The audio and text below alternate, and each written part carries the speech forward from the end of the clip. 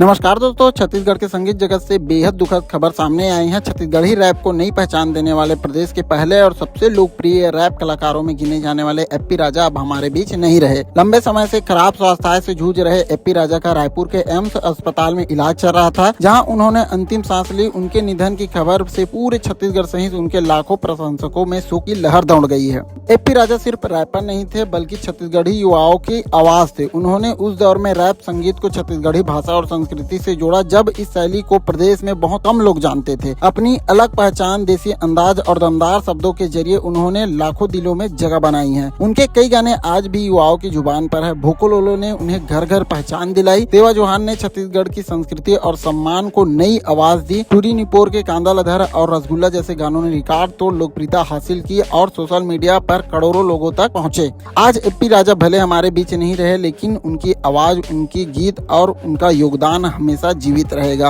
उन्होंने साबित किया है कि छत्तीसगढ़ी भाषा में भी रैप संगीत को राष्ट्रीय स्तर तक पहुंचाया जा सकता है। उनके जाने से छत्तीसगढ़ी संगीत जगत की ऐसी क्षति हुई है जिसकी भरपाई करना आसान नहीं होगी। उनके प्रशंसक, साथी कलाकार और पूरा प्रदेश आज उनके नम आंखों से याद कर रहा है। छत्तीसगढ़ के पहले रैपर, युवाओं के आइकन और लाखों दिलों की धड़कन एपी राजा को हमारी भावभीनी श्रद्धांजलि। कलाकार कभी मरते नहीं है, वे अपनी कला के माध्यम से हमेशा जिंदा रहते हैं। उम्मीद करता हूँ यहाँ छोटी सी वीडियो आप लोगों को अच्छी लगी होगी तो अपने दोस्तों के साथ शेयर करना बिल्कुल मत भूलिएगा। कमेंट के माध्यम से जरूर बताइएगा कि आप एपी राजा के कौन से गानों को बार बार सुनते थे। कमेंट में आप लोगों को बताना है। मिलता है ऐसे कुछ नए वीडियो में, तब तक के लिए अपना ख्याल रखिए। जय हिंद, जय भारत, जय छत्तीसगढ़।